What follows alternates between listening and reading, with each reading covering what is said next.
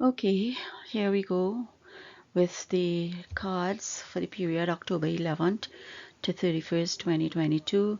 And we are going to use the Wisdom Chakra as our first selection. And there we have forgiveness being um, turned over the correct way. So you know at Zidam Astrology, I utilize the cards that are turned upright without a selection. And forgiveness is concerned with the Ajna Chakra, which is all about intuition, psychic ability, your gut feeling, if you can see something ahead, the future. And then we have the element as air. Air is the element, and air is dual. It can go either which way. Which side is stronger, negative or positive, right or left, up or down? We never know. The eye of the storm can be calm, but when it comes back at us, does it come with a force or is it weakened? And this is hurricane season, and there have been destructions in parts of the world that really, tugs our heartstrings in terms of the casualties that we have to read about in these storms. So air can be very destructive and we have to be careful. In the bhava or the house, it's the eighth house, and it's all about transformation, change. So is the air going to push us to change? Right now I am changing because I have some new things happening in my life. You could see that I am not where I'm usually at in my study, in my room, because things are happening, paintings, renovations. So I had to find a little cubby hole to do my transit series and my tarot series. So bear with me. And here we have the Graha or the planet, and it's Saturn. It's Saturn. Saturn, the lord of karma, the judge, the person who delays but does not deny. But you have to do the work to get the reward. If you don't do the work, you don't get the reward. Karma is a circle, and karma comes from our ancestors. It is here in the present, and then it goes to our future to become someone's past.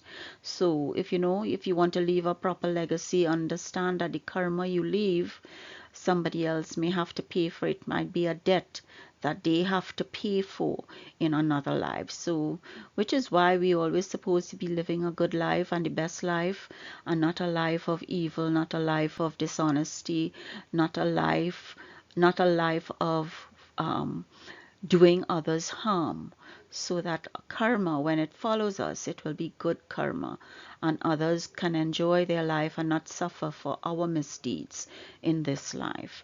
And the Lord here is Lord Kapila, and two cards are stuck there.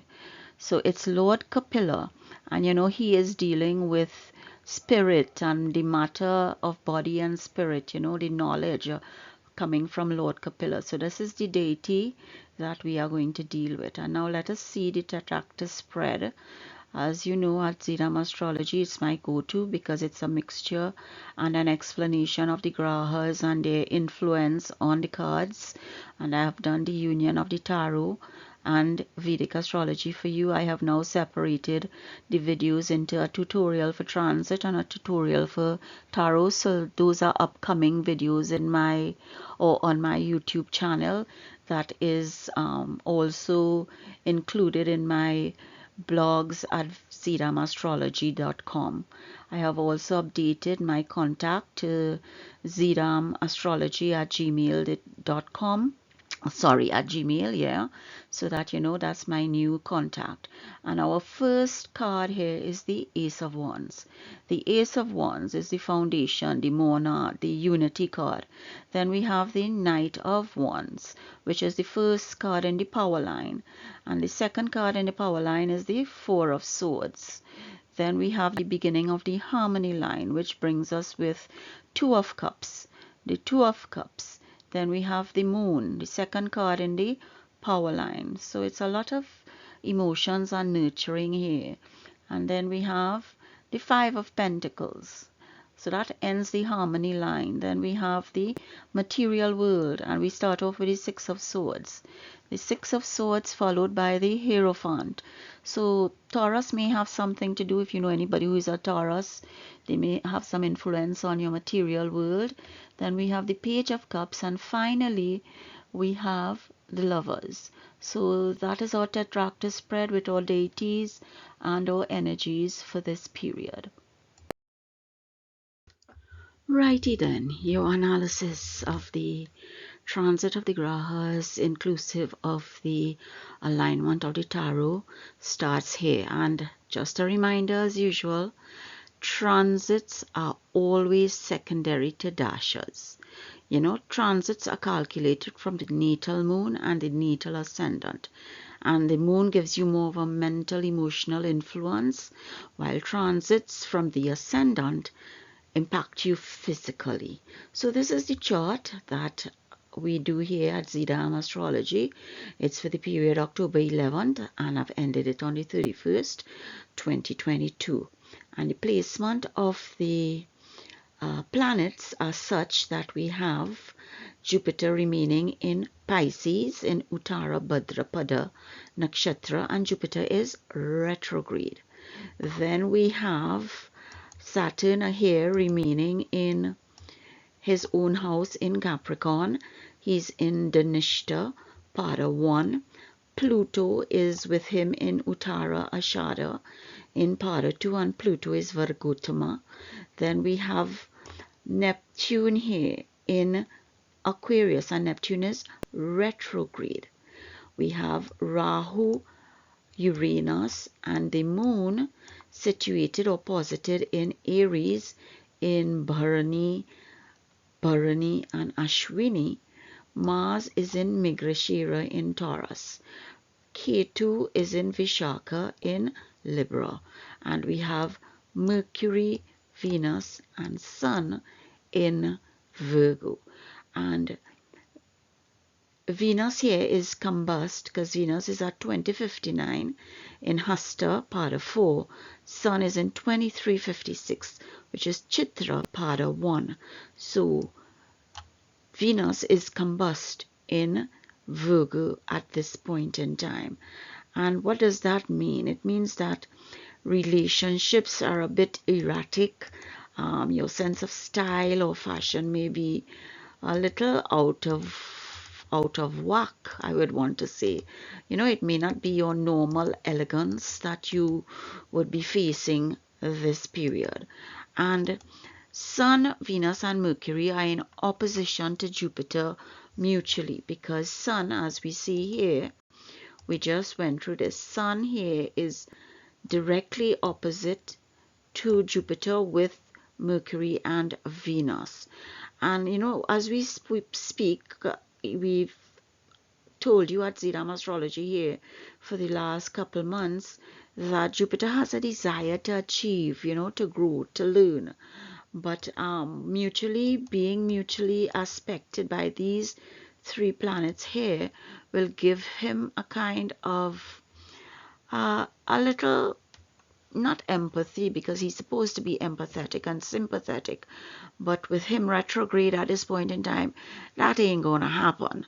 So Sun is straightforward and gives a clear direction, while Mercury wants to engage and communicate, but they oppose each other, right? They oppose Jupiter, so that Jupiter and Mercury are in their own homes, but they are not kind of comfortable because they are seeking a fight here for space, for giving their energies the front row, as it were. But you know who is stronger in your chart? And I always keep telling you, you need to know your chart to know the Shadbala, the strength, the raw strength of the planets and how they will operate while in their own home. So, you know, you have to find a way in which to get that information. And one way is to request a report from Zidam Astrology. So Venus is combust and has erratic relationships in this state. Venus and Sun are also enemies and are in a cadent house, which portends to be, well, Virgo is the natural sixth house of the zodiac if we're looking at Aries as the first. So that the sixth house is a cadent house, and it refers to illness, but it also refers to our duties and responsibilities and the most routine aspects of work. You know, the sixth house is the house of servants, and so we may also refer this placement here as service to others, or we could say is a kind of a slavery. You know, we may be uh, we may feel that we are obliged to do something, but we don't necessarily want to do it. So that will be the kind of, you know, feelings you have during this period with Venus here in Venus, Mercury, and Sun in the Kedant house, the sixth house of the natural zodiac, which is Virgo. And then we have Saturn aspecting Jupiter. Saturn from Capricorn makes a third aspect to Jupiter in Pisces, and we spoke about that for the last few months because they're not changing their position anytime soon. Remember, Saturn moves every 2.5 years, and Jupiter moves every year. And Jupiter only recently went into Pisces, so Jupiter has some time in Pisces, but Saturn will move to Aquarius from Capricorn next year in 2023. And Saturn aspect in Jupiter, again, it's all about contraction versus expansion, you know, and Saturn is uncomfortable a little bit dealing with Jupiter because Saturn is all about work while Jupiter wants to expand. Saturn is all about discipline, you know, and Saturn retrograde in Capricorn again ask us to decide what we want to bring with us from the past. You know, he encourages us to establish solid foundations for our future and to define clearly the role we want to have in society. You know, he inspires us to take into account the relationship between responsibility and power, and to think well about the obligations and the responsibilities we take on, or that we have a duty to take on. You know, in with Saturn retrograde in Capricorn, it's the best moment to review our daily routine, um, reassess our priorities to develop a healthier, more positive relationship with our dharma, our duties and responsibilities. And Pisces, where Jupiter is retrograde now, you know, is the final sign, and Pisces has absorbed every lesson because it's the final sign in the zodiac. If we look at Aries as 1 and Virgo as 6, then Pisces become the 12th, so that the joys and the pains, the hopes and the fears, you know, learned throughout all the other signs makes this the sympathetic and empathetic, because you have, you know, ingested all the lessons from the previous 11 signs. So it makes us a little bit compassionate, spiritual, and kind of focused on the inner journey in finding peace and harmony. You know, Pisces takes the effort actually to ride with the flow and do not, you know, produce waves. They don't rock the boat. And, you know, we feel a sense of security, but we also have things that stay hidden for long, and we need to bring it out into the open, so that we have to deal with the escapism a little bit, the illusion that Jupiter retrograde might bring. And you know, Pluto here with Saturn in Capricorn, Pluto is the god of the underworld. And Pluto is the one that destroys and ultimately paves the way for the creation and transformation. You know, he's the planet of transformation. And Pluto is Vargotama in Capricorn at 1 degree 57 minutes in Uttara Shada Pada 2. And you know, it's Chara, cardinal. So the alignment with this energy in Pluto will have an outcome of victory. But Saturn there is telling you you have to do the work to get that victory. So, you know, this is some of the things that the planets are telling us. Mars is there in Taurus, in Mrigashira, and the Mrigashira is uh, a Mars nakshatra, so that you find he's very comfortable, although Taurus is more stable and reliable, while Mars may want to give some action. So, but he's very comfortable right now, He's at 29 degrees, close to moving out of Taurus and going into Gemini. So that is what the transit of the grahas brings for the period 11 to the 31st. And let's see if we could clarify a little bit about what we want with the tarot alignment and the Mona, the unity. The card that brings it all together is the Ace of Wands. And you know, there comes a moment in everyone's life when you just know you have a chance to pursue your dreams, and it is the Ace of Wands that delivers this chance. And it is a very hard, it will be a very hard chance to ignore, you know. If you have been feeling down and dull and boring, then this card prepares you for action and excitement. And you know, the ace brings the potential and the possibility to move forward.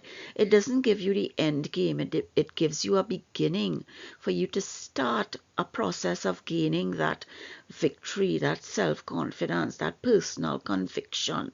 Because the Ace of Wands explodes with life and blows all the cobwebs away. You know, action could be connected to anything: a new job, setting up your business, a new relationship, moving into a new home, or traveling. You know, you may be embarking on a physical fitness exercise, you know, adopting a new way of life, losing weight, some kind of activity. So whatever this ace represents for you, you are guaranteed a definite action combined with real determination to succeed. You know, great optimism arrives with this card. You now have a magic wand in your hand, and if you use it effectively and conjure the power that it is giving you, you can get whatever you need to transform your life. You know, you are being given a new lease in life, and you will soar. So this is what the lovely ace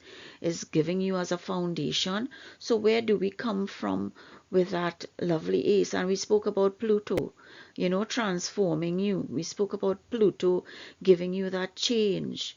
We spoke about the contraction and expansion, that without the work you can't get that expansion from Jupiter. And both Jupiter and Saturn are retrograde right now. And I also spoke about when these planets are retrograde, it's like a boomerang.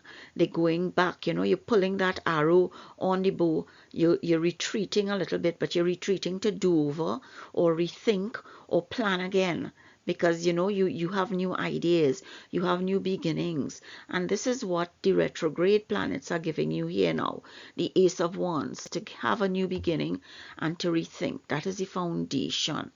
And then we have the Knight of Wands as the first card in the power line. And the Knight of Wands, associated with the moon, is all about the darkness, the consequences. You know, is it the waning moon? That it has to be the waning moon because it's the dark consequences, it's chaos. So the Knight of Wands is telling you, you know, that it is hard to pin him down because he loves movement and travel. So he doesn't want to be in one location or stay still and content for any length of time in one location.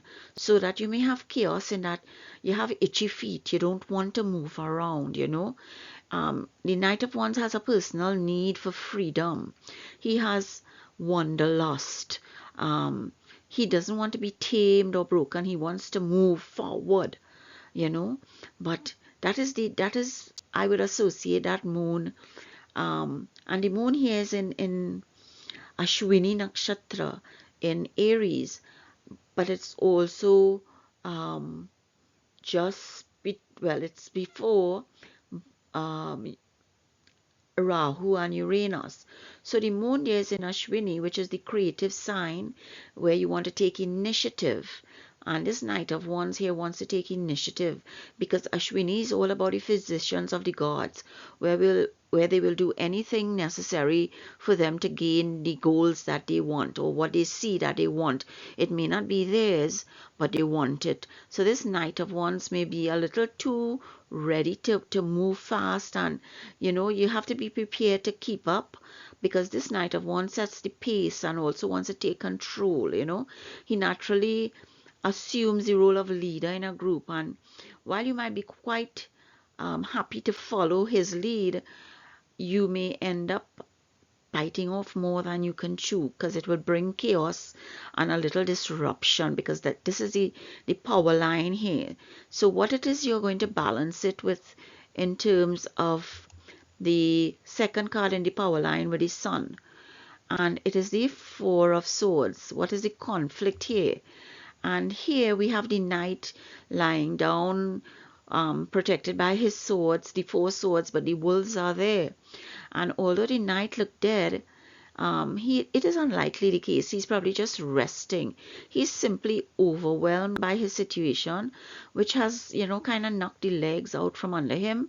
So he has taken to resting on the snow, resting in a quiet, taking probably repentance or penance. He requires the rest, and it's not a small rest. He requires that he's a long rest, because he understands that he's not immortal. And that is the balance between the Knight of Wands and the Four of Swords. While the Knight wants to move ahead and wants to take that active action, it is going to bring dark consequences.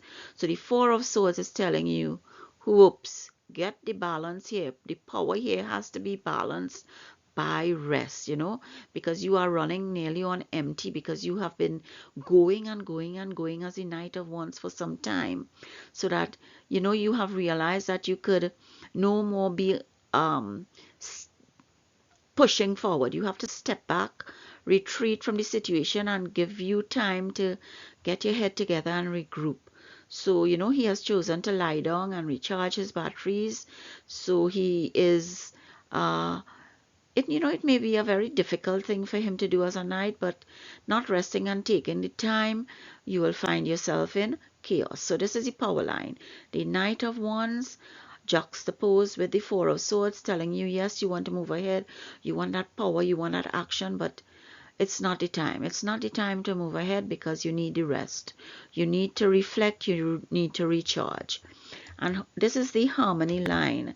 And the harmony line here starts with the harmony line here starts with the Two of Cups, and the Two of Cups is all about the destroyer, what needs to be removed to move forward, and the Two of Cups examine the nature of our relationships and the personalities we are drawn to, and the Two of Cups is also associated with decisions about relationships.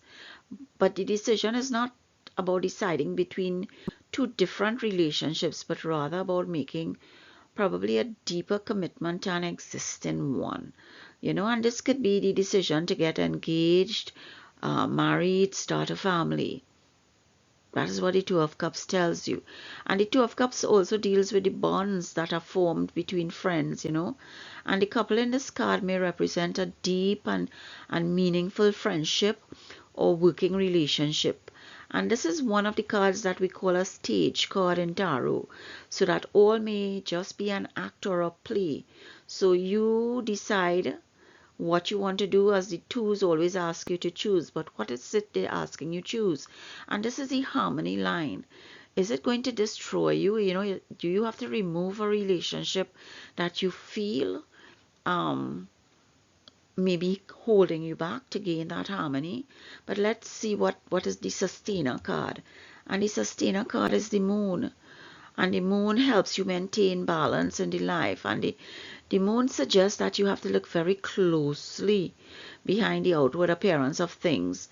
And the moon here is in Ashwini Nakshatra, as we say, and you want to be creative, you want to move forward, but you want to do things that may not be the right way to do it, or that that there are some things that you may not be seeing.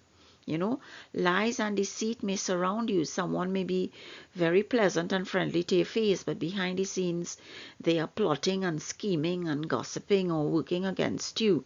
So this will be underhand and kind of covert. So you will need to dig deep behind the illusion in front of you. The physicians of the gods want to get things done, like the Knight of Wands. But the physicians of the gods are kind of sly and manipulated, and you know, they want things which may not be their own. They might destroy others in their goal or in their march forward towards their goal. So the moon may illuminate your friends in a new light and leave you feeling confused as to who you can trust and you know whether you have any friends at all. Sometimes you imagine it to be dangerous, you know, but it could become a little bit unexpected for you because the moon carries a warning that, you know, if you are involved in any illegal or shady business, you can get caught because it's going to illuminate your activities. So you will not be able to hide in the dark. You know, when the moon sheds light on your behavior and your doings in the dark. So clean up your act while you can. But the moon also symbolizes, you know, the mother figure and could be highlighting issues about the relationships you have with your own mother or your own children in your approach to motherhood. And what is the harmony finishing with this? It is the creator card, you know, what drives you in a new direction. And it is the Five of Pentacles.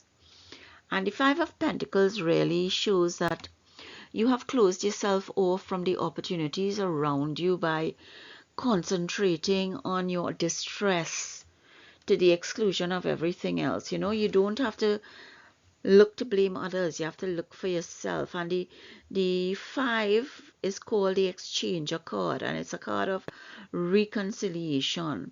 You know, couples pledge to be together for better or for worse. You know, in marriage, rich or poorer, sickness and in health.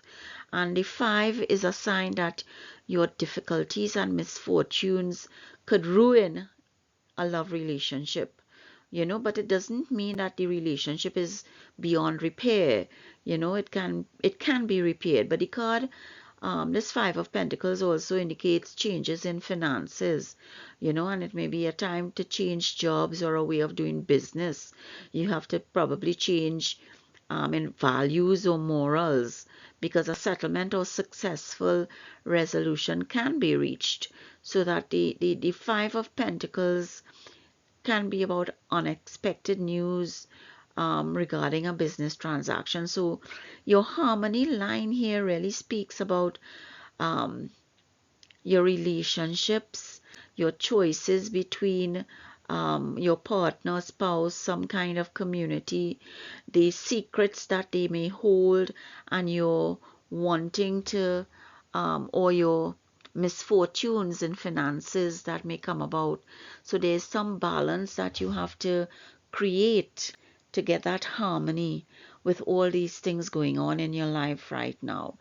And in the material world, where you are trying to cope with everyday life, where Saturn rules, you have the Six of Swords. And when the Six of Swords appears, it is often a suggestion that you are making an attempt to distance yourself from some kind of situation of stress and turmoil uh,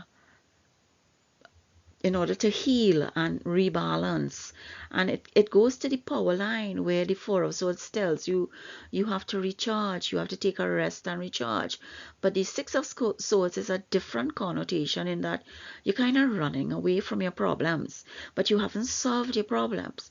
So even if you cross the shore and go to a new village or a new community or a new land, the problems still remain because you have not solved the problem.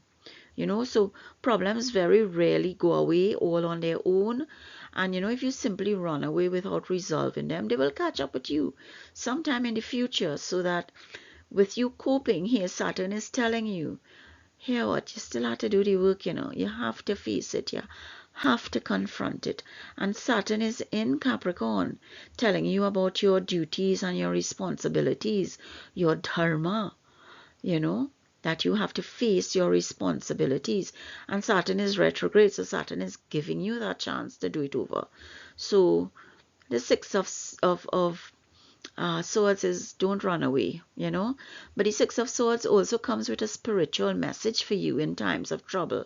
You know, You may feel that you are being steered or guided by unseen hands, as your spirit guide, your or guardian angel is walking by your side, giving you comfort in your despair.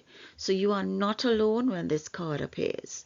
And in exploring your emotion in the material world, Venus is the card here where we have Venus is the deity, sorry, or the ruler, and the card is the Hierophant, and remember, Venus is combust right now, but the Hierophant is anything that favors a traditional approach. So probably you have to be a bit irrational right now, or non-traditional and non-conventional. You may have to think beyond and outside of the box, because this card sometimes suggests that you're giving your power away to someone that you don't really know about, because the Hierophant face here is covered, so you don't even know who you're bowing to or who you're giving your power to. And Venus here retrograde, no, Venus is not retrograde, but Venus is in Hasta Nakshatra, which is the golden handed star. So Venus is telling you, probably you need to think outside the box, because you have a chance here now that whatever you touch or whatever you do can bring you joy and happiness, because it's the golden handed star. It can suggest also that you are not taking responsibility for your own life or your spiritual beliefs, but rather surrendering your free will to another. So the Hierophant's strong selling point is that, he appears to offer respectability, but Venus is telling you, think outside the box. I am combust right now. I can't give you what I want, but I can show you the potential of me being irrational right now. And maybe it might be a good thing, because this traditional card may be hiding secrets from you. So, how do we interpret this old-time super traditional figure when it shows up? We have to examine what is appropriate to follow, guidelines with conformity, and when it is necessary to question authority in order to create a new set of tradition. And what is the current strategies and thoughts concerning goals? And this is the Jupiter card, which is the Page of Cups, and Jupiter is in Pisces in Uttara Bhadrapada Nakshatra and is retrograde. And the Page of Cups in a tarot reading represents our inner child. Your subconscious trying to communicate with you, and many times this card is attached to feelings and experiences that we had a child, and that how it affects us now. It's a card of emotional aspects in your life, but the Page of Cups also brings good news as a messenger, and some common messages that result from this cards are, possible romantic proposals, which is the Two of Cups we saw, new relationships and invitation, or good finances. So that, it goes to the Pentacles card too in the harmony line. So the material line and the harmony line and the power line are all joined. And the Page of Cups represents your inner child, where you want to dream, you want to have a little fun. So don't take things too seriously. Take that rest that the Four of Swords is telling you. And the sun is there in Chitra, and Chitra is a really good nakshatra that gives you the opportunities, to do things. It gives you new life on things, so that if you do, it will lead you to new adventures, and it could open many doors for you. And the final card, which is your will and ambition, your creative force, which is the Mars card, is the Lovers. And the Mars is in Taurus right now in Mrigasira, which is the animal in Mrigasira nakshatra is the deer. That you're very gentle, but you're very focused, but you are a strong person because you have hidden depths. You have hidden depths to your personality and your character. And the Lover's Tarot card is ruled by Gemini, sorry, which is ruled by Mercury. It is the third sign of the zodiac in the natural zodiac, and it speaks of the the immediate environment, your siblings, your neighbors, sales, advertising, publishing, communication between people. It speaks of the dualistic side of humanity, yin and yang, left, right brain. It speaks of a person's ability to gather and communicate information. Mercury in Gemini has many gifts to offer, and it promotes curiosity and humor. But Mars is in Taurus. It is not yet in Gemini, so that you're a little stagnated right now because you're not yet in Gemini, but you're getting there. So that you have this potential when Mars moves across to Gemini that you'll have many gifts, especially social interaction, which and you'll have humorous communication. You will feel stimulated, that you can be, a whole person. But the Lover's Tarot card is all about wholeness and union. It is also a card for enlightenment and communication. And by being intellectually nourished as well as emotionally fulfilled. This is what the Lover's card is all about. But it is also concerned with the Two of Cups. And the Two of Cups there with the Five of Pentacles is telling you, this reading might all be about your relationship. And Venus is combust, so you have to look out for relationships in this period of October 11th to 31st. And the Lover's card encourages you to go out there and find yourself, follow your passions, try different things and learn by opposites, by dealing with opposites. Only then can you really know who you are. By doing what you don't want, you will find out what you do want. By being someone by being with someone who you are not compatible with, you would understand what relationship you should get into, what the Two of Cups is guiding you to do, what the Lovers is guiding you to do, what the Four of Swords is telling you to rest and reflect on. This way you will know what you need and want, and you can attract the best partner for yourself. And what are the deities? And we have Saturn here again, and I've gone through Saturn as the card, and I have kind of focused on Saturn and the Dharma, the responsibility, the bow and arrow, pulling back and giving you a chance to redo. We have dealt with Saturn and the Six of Swords, telling you can't run away from your problems. You have to do the job to get the job done, to get the rewards. And then it's forgiveness. Do you have to forgive yourself, or do you have to forgive others? This is the inner child playing here. And what did we speak about the inner child? The Page of Cups. The Page of Cups is communication, but it also brings out your inner child with a message. And the message is here, forgiveness, and forgiveness coming from you or forgiveness to others. And then we have Lord Kapila. And Kapila Muni is one of the 12 leading authorities in the Vedic tradition of spiritual knowledge, or Sankhya, as they say, and it forms an important part of India's philosophical heritage. The Bhagavad Gita, or the Song of God, depicts Kapila as a recluse associated with the siddhas, or the yoga. Indeed, the Sankhya system all or gives Lord Kapila a close association with yoga and forms the background of the Bhagavad Gita. The Hindu mythology regards Kapila as a descendant of Manu, who was the primal human being and a grandson of the creator god Brahma, or as an avatar of the god Vishnu. And we dealt with the creator, who is Brahma, and the sustainer, who is Vishnu. So that we are dealing with Lord Kapila here, who know of the matter and the spirit. And according to the Vedic conception, there must be men in society who are Brahmas and capable of expounding the real truth, because the Brahmas are the caste in the caste system, are those who have the knowledge, who will teach, who are the gurus. Because it says that if everyone becomes a Sudra or a worker, the absolute truth cannot be understood. So it is said that at the present moment in the Kali Yuga, and that is the age that we are in accordance with Vedic astrology, we are in the Kali Yuga. It tells us that everyone is a Sudra, and it is very difficult in this age to find qualified Brahmas, for they are very rare in this Kali Yuga time, you know.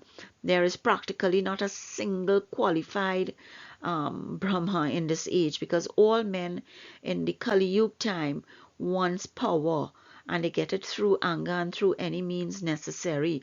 And this goes to moon in Ashwini, where we think that we want something and we have to walk all over somebody to get it. But the lesson here from Lord Kapila is telling us, and it comes from the Srimad Bhagavatam, chapter 1, verse 110, and it tells us, you know, O learned one, in this iron age of Kali men, they have short lives. They are quarrelsome, lazy, misguided, unlucky, and above all, always disturbed. So the people in this age are short-lived and slow in understanding spiritual life. So are you going to be one who is slow in understanding, or are you going to take this message from Lord Kapila to know that spirituality has to be part of your life? And above all, you cannot be thinking like the moon is thinking right now in a Ashwini Nakshatra, to walk all over people and not be who you could be in this life. And then, you know, air takes you either which way, dual, you know, it's dual. It can go up, it could go down, it could go sideways. So where are you going to stand? Are you going to stand in the center of the storm to have it swirling around you, or are you going to step into the storm for it to take you somewhere? What is your choice? The Two of Cups, the Lovers, the Four of Swords, the Knight of Wands. What is your choice? Where are you going to stand in this air? And it's looking at the 8th house, which is a life and death issue, using your power, where you want to use other people's resources. It goes right back to moon in Ashwini with the physicians of the god, setting a goal or seeing somebody that they want and doing everything in their power to get it, not understanding that they are hurting people otherwise. And the 8th of house is a major change, you know. It is the mysteries of life. It's about transformation, the occult, the dark forces, and the moon here represents the dark forces and the power line. So it is giving you that clarity. Understand it and make the proper choices and understand spirituality in your life. So these are the lessons that we are looking at. These are the issues that we are getting from the alignment of the transit of the grahas for the period October 11 to 31st, 2022, with the alignment of the tetractys spread in the tarot at Zidam Astrology. Please be guided. Okay, you know, at Zidam Astrology, I always give thanks to Bhagwan for guiding me, for blessing me, for giving me the knowledge and resources to bring messages to you. And I hope that you have learned something as always. I have separated my tutorials now into separate slides, and you can look forward to the transit series and the tarot series tutorials as new videos. Thank you once again for viewing. Thank you for watching. I hope that all is well with you and all continues to be well with you.